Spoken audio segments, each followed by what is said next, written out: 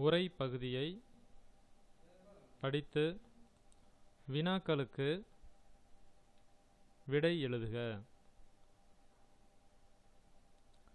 நமக்கு பயன் தரும் தாவரங்களுள் வாழையும் ஒன்று.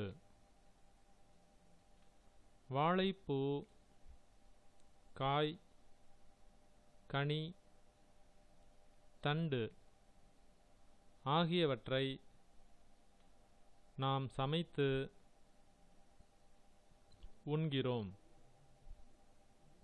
வாழை நாரை கொண்டு பூக்களை தொடுக்கிறோம். திருமண விழாக்களிலும்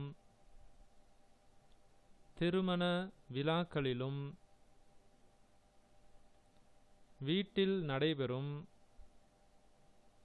விழாக்களிலும் வாழை இலையில் விருந்து படைக்கிறோம். வாழை இலையில் விருந்து படைக்கிறோம். வாழையில் செவ்வாழை,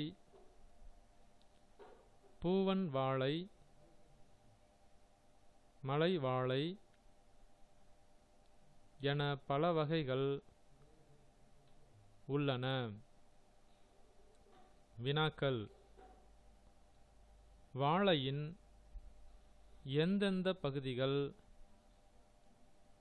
உணவாக பயன்படுகின்றன?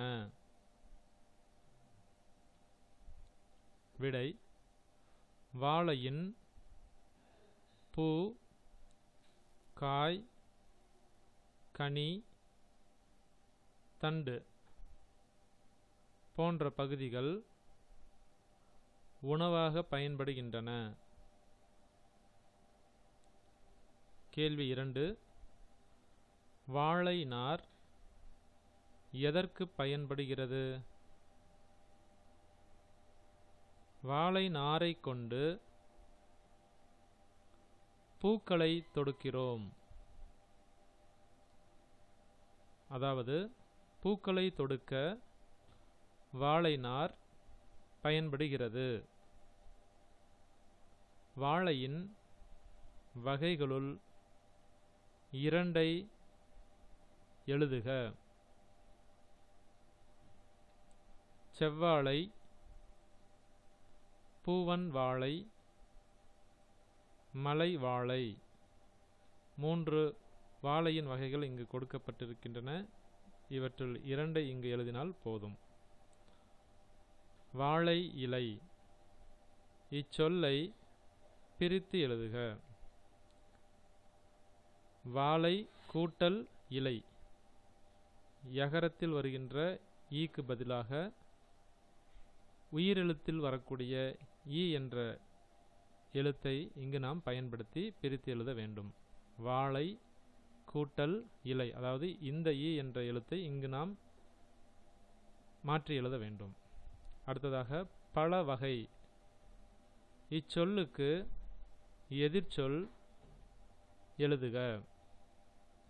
இச்சொல்லுக்கு எதிர்ச்சொல் எழுதுக. பல வகை, இதற்கான எதிர்ச்சொல் சில வகை.